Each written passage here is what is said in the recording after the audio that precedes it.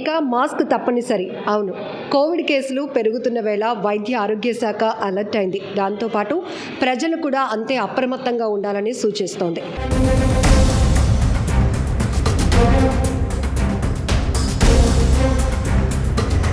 కడప, గుంటూరు, కాకినాడలో ఇప్పటికే పాజిటివ్ కేసులు నమోదు కాగా విశాఖలో కూడా కోవిడ్ పాజిటివ్ కేసు నమోదు కావడంతో జిల్లా వైద్య ఆరోగ్య శాఖ అధికార యంత్రాంగం కూడా సన్నద్ధమవుతోంది. ఖచ్చితంగా చెప్పొచ్చు, విమ్స్లో ఉన్నాము ఇప్పుడు మనం.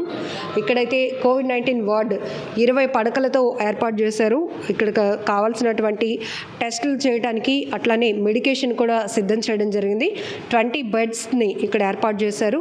ఒకవేళ ఏమైనా కేసులు పెరిగితే కనుక ఇక్కడ 100% మెరుగైన వైద్యం అందించడానికి కావాల్సినటువంటి ఏర్పాట్లన్నీ సిద్ధం చేసి ఉంచడం జరిగింది. ఇప్పటికీ ఈ పాజిటివ్ కేసు ఏదైతే విశాఖలో నమోదైందో ఆ వ్యక్తి ప్రస్తుతానికి హోమ్ ఐసోలేషన్లోనే ట్రీట్మెంట్లో ఉన్నారు. ఎందుకంటే ఎప్పటికప్పుడు అధికారులు కూడా మానిటరింగ్ చేస్తున్నారు అండ్ అతని కండిషన్ గురించి. ఇప్పటికీ ఫ్యామిలీ మెంబర్స్కి కూడా కోవిడ్ టెస్టులు చేయడం జరిగింది. అయితే అంత భయపడాల్సినటువంటి వేరియంట్ అయితే కాదు, కానీ జాగ్రత్తగా మాత్రం ఖచ్చితంగా ఉండాలి.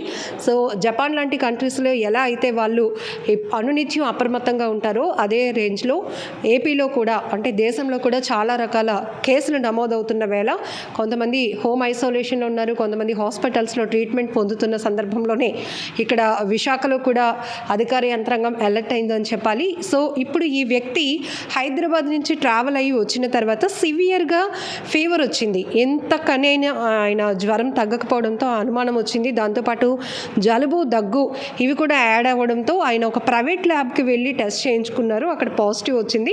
మళ్ళీ కన్ఫర్మేషన్ కోసం అధికారులను కలిసిన వెంటనే అతనికి కేజీహెచ్లో కూడా కోవిడ్ టెస్ట్ చేస్తే పాజిటివ్ వచ్చింది. ఇమీడియట్గా అధికారులు అలర్ట్ అవ్వడం జరిగింది.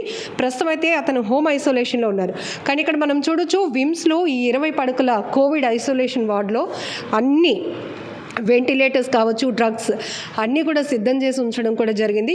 మరీ ముఖ్యంగా ప్రజలు మాస్క్ తప్పనిసరిగా పెట్టుకోవాలి. ఒకరికొకరు షేక్ హ్యాండ్స్ ఇచ్చుకోవటం మానుకోవాలి. ఒకవేళ ఎవరైనా ఈ తరహా లక్షణాలతో జలుబు కానీ, దగ్గు కానీ, అలానే ఎక్కువ రోజుల పాటు జ్వరం ఉండి మెడికేషన్ తీసుకుంటున్నా కూడా తగ్గకపోతే ఇమీడియట్గా మీరు నిర్లక్ష్యం చేయకుండా అలర్ట్ అవ్వండి. అలాగే వాంతులు కానీ ఇట్లాంటి సిమ్టమ్స్ ఏవైతే ఉన్నాయో గతంలో మనం కోవిడ్-19 టైంలో చూసినటువంటి లక్షణాలు కాకపోయినా కొంత ఇంచుమించుగా అట్లాంటి లక్షణాలు ఉంటే మాత్రం ఏమాత్రం డిలే చేయకుండా ఇమీడియట్గా డాక్టర్స్ని సంప్రదించి టెస్టులు చేసుకోవాల్సిన అవసరం ఉందని కూడా చెప్తున్నారు. ప్రజెంట్ అయితే మనం ఇక్కడ 20 బెడ్స్తో ఏర్పాటు చేసిన కోవిడ్-19 ఐసోలేషన్ వార్డులో ఉన్నాం. ఇక్కడ ఏ రకమైన మందులు సిద్ధం చేస్తున్నారు అనే విషయం కూడా తెలుసుకుందాం. హలో అండి, సో ఇప్పటికే కొంత ప్యానిక్ అవుతున్నారు మళ్ళీ జనం, కేసులు పెరుగుతున్నాయి అన్నట్టు. ఏమేమి ఇక్కడ రెడీగా ఉంచారు? ఐవి ఫ్లూయిడ్స్ అన్నీ కూడా ఉన్నాయి. బేసిక్ డ్రగ్స్ అన్నీ కూడా పీసీఎం, డైక్లో, మెథైలోప్రెడ్నిజోల్, స్టెరాయిడ్స్ అన్ని ఇంజెక్షన్స్ కూడా అవైలబుల్గా ఉన్నాయి. సో ఎమర్జెన్సీ డ్రగ్స్ కూడా ఎమర్జెన్సీ ఇంజెక్షన్స్ అన్నీ కూడా అవైలబుల్గా ఉన్నాయి. సో ఇది ఎప్పుడు నిన్నటి నుంచి కూడా రెడీ చేసి ఉంచున్నారా? లాస్ట్ 4 వీక్స్ నుంచి ప్రిపేర్డ్గానే ఉంచాము. 4 వీక్స్ అయింది ప్రిపేర్ చేసి. సో ఇక్కడ ఏ రకమైన టెస్టులు ఇక్కడ చేస్తున్నారు? ముందు ఫస్ట్ బేసిక్ ఫీవర్ కంప్లైంట్తో వచ్చి కోవిడ్ సిమ్టమ్స్లా సస్పెక్ట్ చేస్తే ఆర్టీపీసీఆర్ చేసి కన్ఫర్మ్ చేస్తాం. సో ఇప్పటి వరకు మీరు రెగ్యులర్గా టెస్టులు కూడా చేస్తూ ఉంటారు కదా, సివియర్ ఫీవర్ ఉండి తగ్గకపోతే వాళ్ళు ఒక ప్యానిక్తో వస్తూ ఉంటారు కదా, ఇంకే ఎట్లాంటి సిమ్టమ్స్ కూడా కనిపిస్తున్నాయి వాళ్ళల్లో? ఫుల్ కంప్లీట్ అంటే ఫీవర్తో పాటు full complete body pains, throat infections, అంటే రిమైనింగ్ అప్పర్ రెస్పిరేటరీ ఇన్ఫెక్షన్స్ ఏమున్నా సరే ఆర్టీపీసీఆర్ చేస్తున్నాం. ఓకే. సో ఇది ఈమె చెప్పినట్టుగా ఇక్కడ 1 వీక్ నుంచి కూడా రెడీగా ఉంచి పెట్టాము. అన్ని రకాల డ్రగ్స్ కూడా ఇక్కడ ఉన్నాయి. వెంటిలేటర్స్ కానీ, బెడ్స్ కానీ అన్నీ సిద్ధం చేసి ఉంచామని చెప్తున్నారు. ముఖ్యంగా హై ఫీవర్తో పాటు అసలు తగ్గదు, మెడిసిన్ వాడినా కూడా ఫీవర్ కంట్రోల్లోనికి రాకపోవడం, సాచురేషన్ డ్రాప్ అవుతున్నప్పుడు ఎట్లా చూడొచ్చు ఆ వేరియేషన్? ఇంతకుముందు మనం అందరం కూడా పల్స్ చెక్ చేసుకోవడం ఇట్లా జరిగింది. అంటే ఫీవర్ పేషెంట్స్కి సాచురేషన్ కూడా డ్రాప్ అవుతుంది, కంప్లీట్గా కంటిన్యూస్గా అప్పర్ రెస్పిరేటరీ ఇన్ఫెక్షన్స్ వస్తున్నాయంటే కంపల్సరీగా సస్పెక్ట్ చేసి టెస్ట్ చేస్తాం.